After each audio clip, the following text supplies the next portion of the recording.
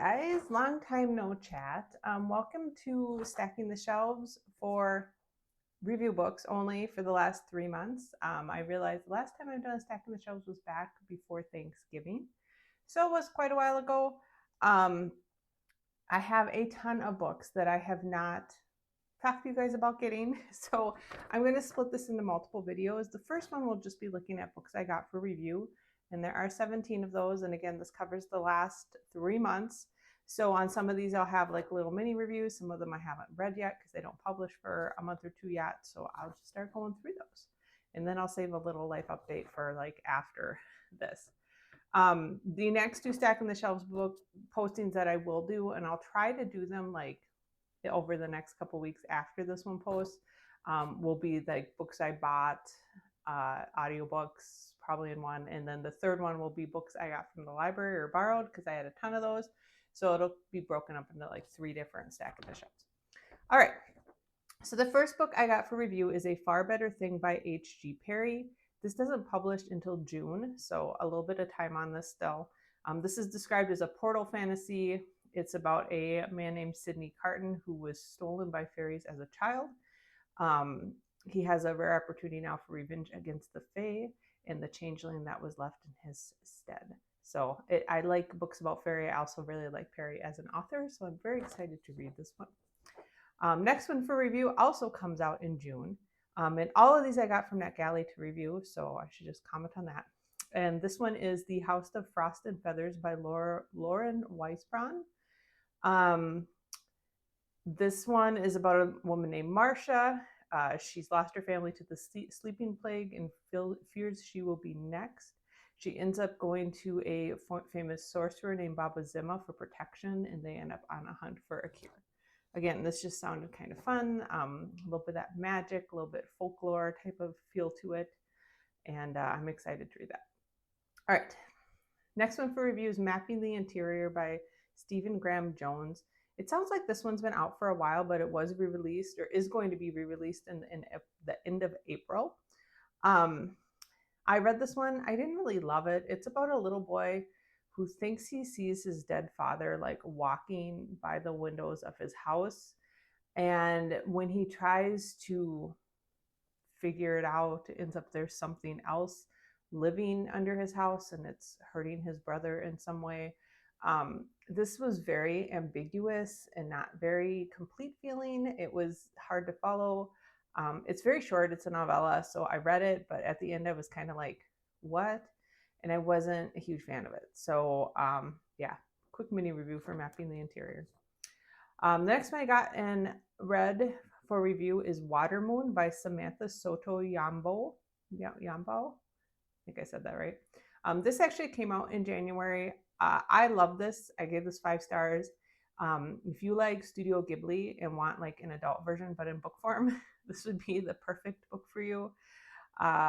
It's about a woman who is in a shop where people sell their like past choices. So like if you made a choice in your life and you're regretting the choice you made, you can sell the other option so you forget you ever had another choice, kind of thing.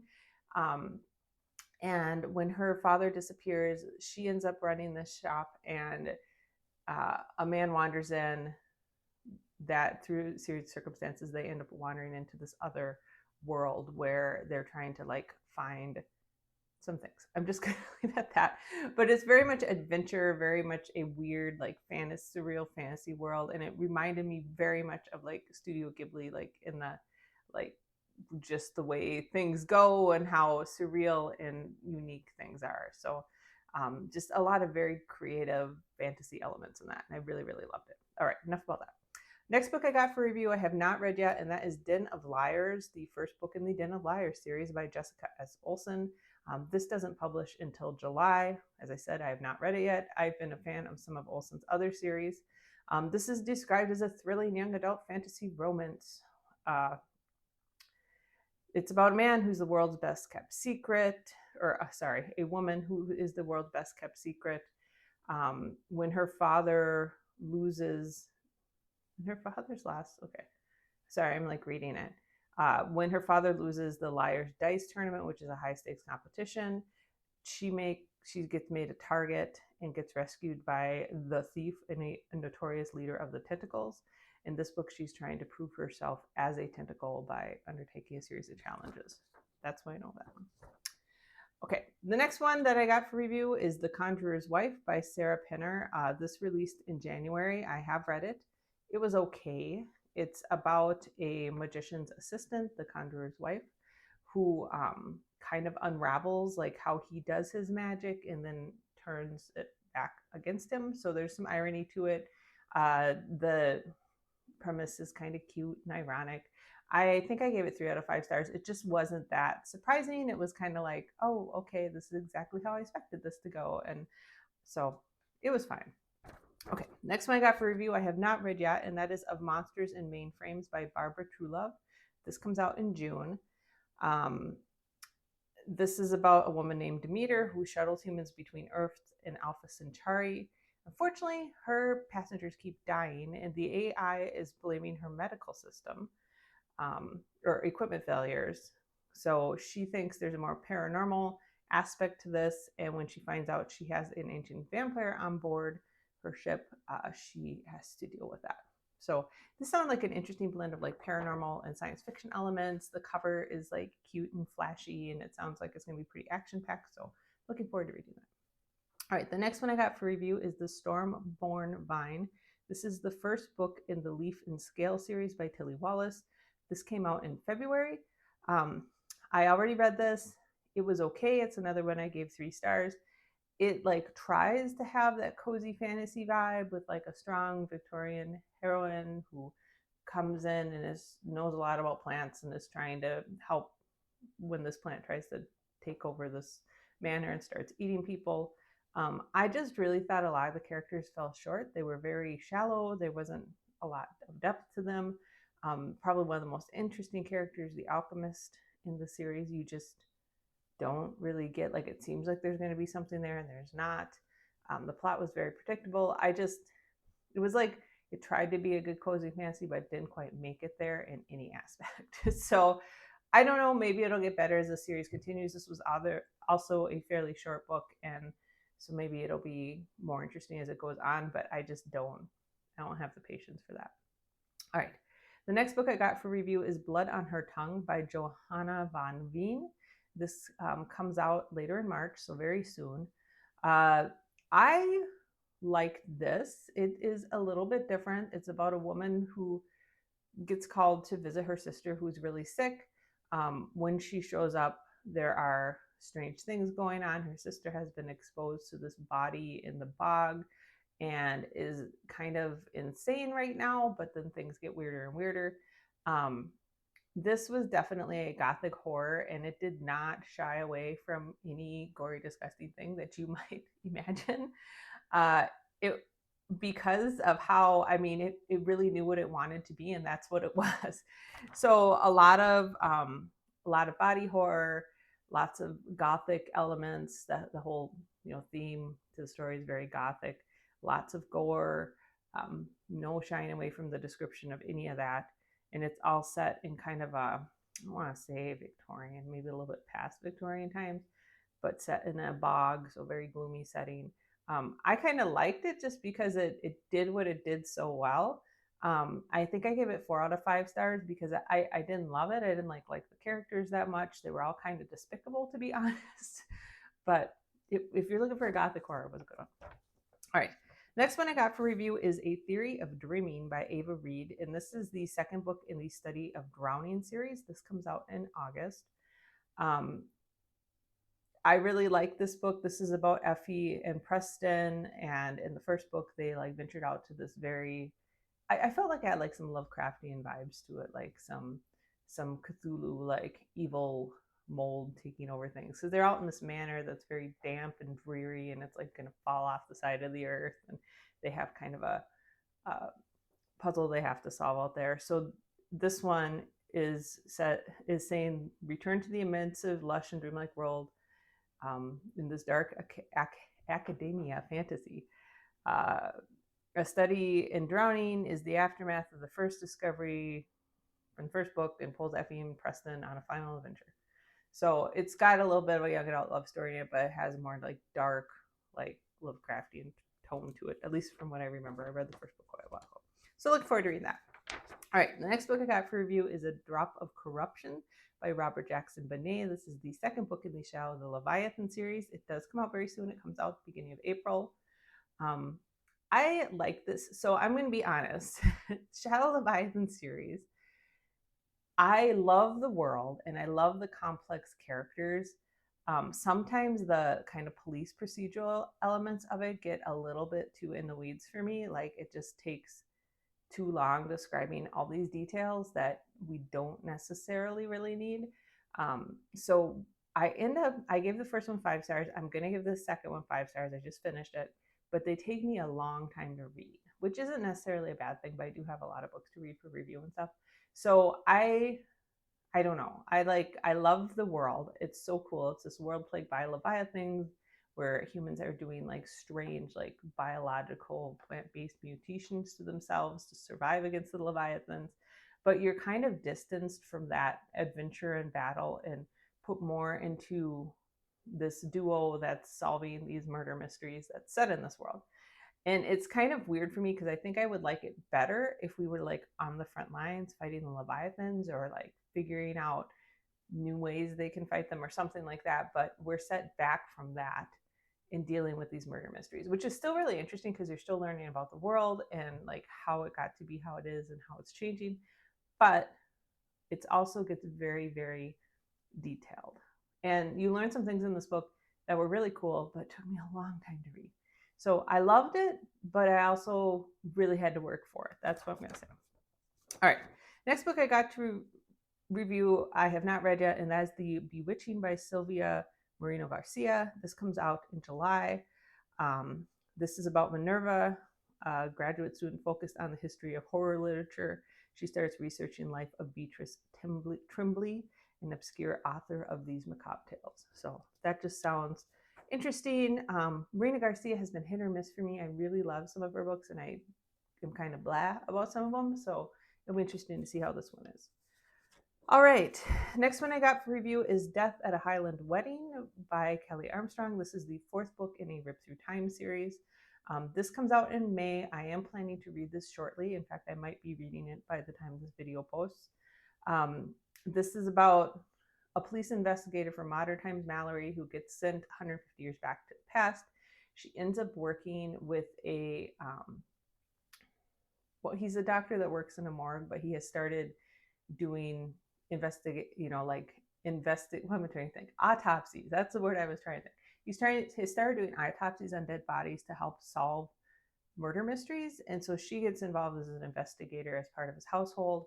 It's a little bit complicated because she's in the body of a young maid who was kind of bad, did a lot of thieving and stuff. And so she's trying to overcome some of that stuff. But it's very good. And in this one, they're going to the Scottish Highlands for McCready's younger sister's wedding. He's one of the other police inspectors.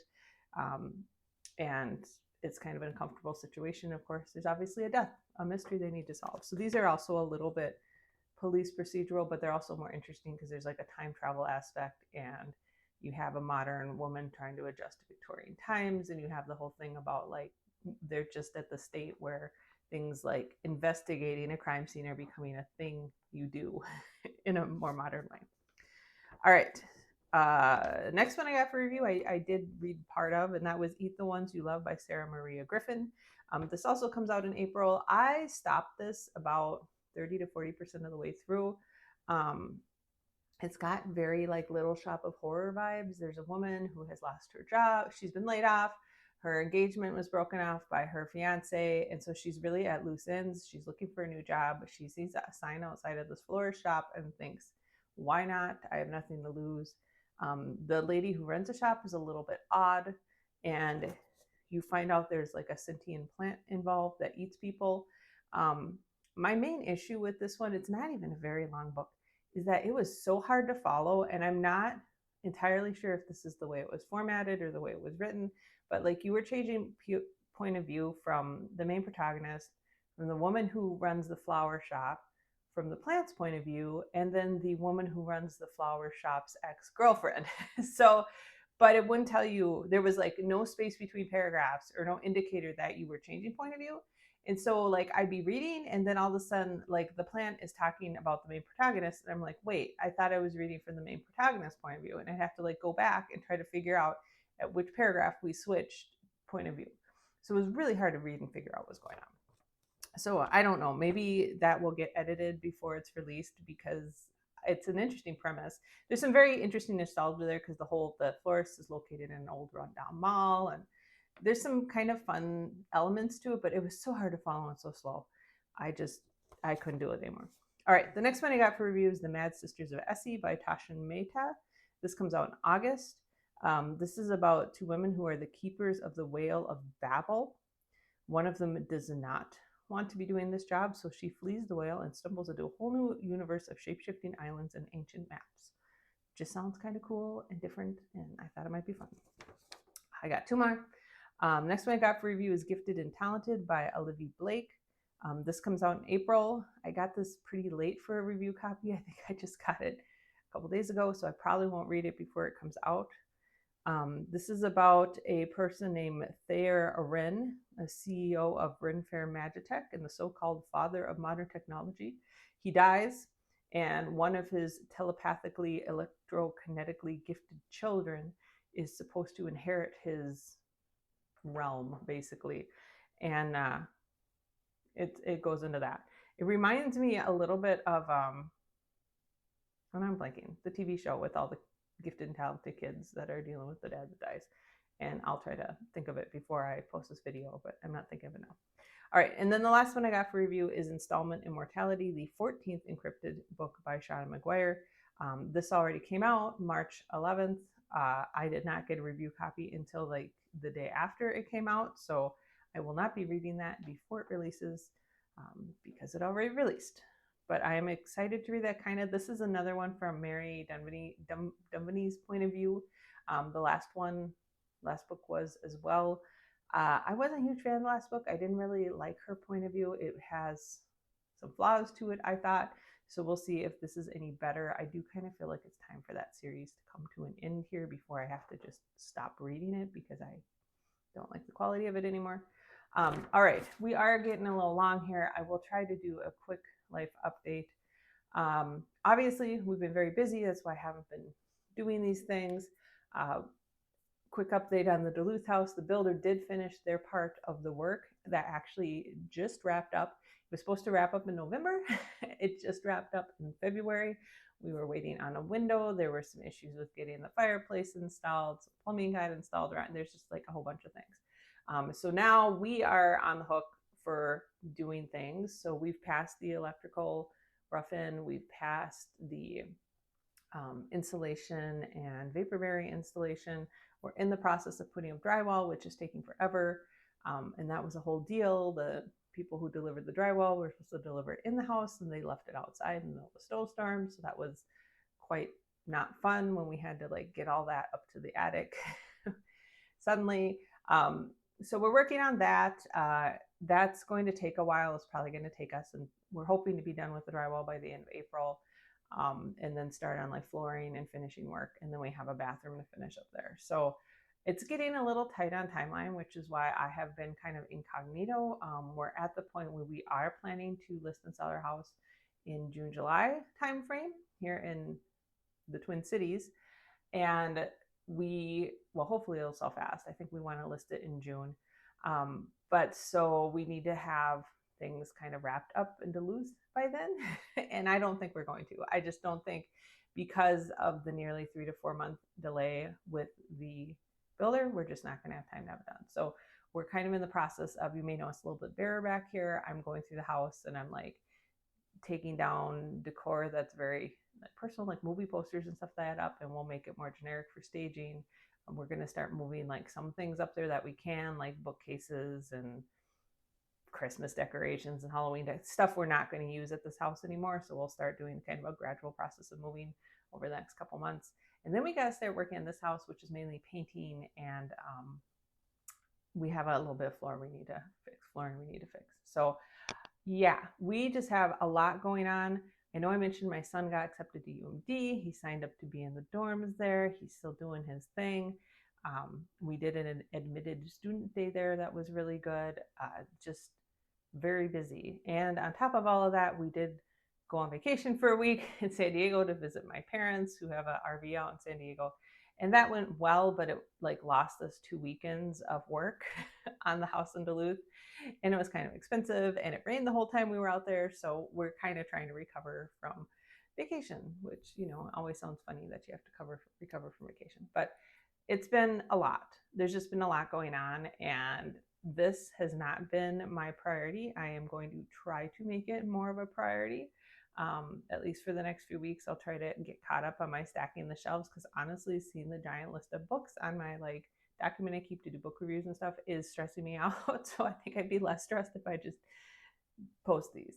So I'm going to do that, and it's going to be a while till I get back to a more regular schedule, probably towards the end of the summer, depending on what's going on here. But with all the moving and everything, it's going to be very chaotic for a while. Moving, starting college, all of that. Not me, my son started college, but it's going to be a lot of moving things around, because now he's decided to stay in the dorms. And so now we have a situation where we'll have to figure out what does he need there and get him moved in and all that.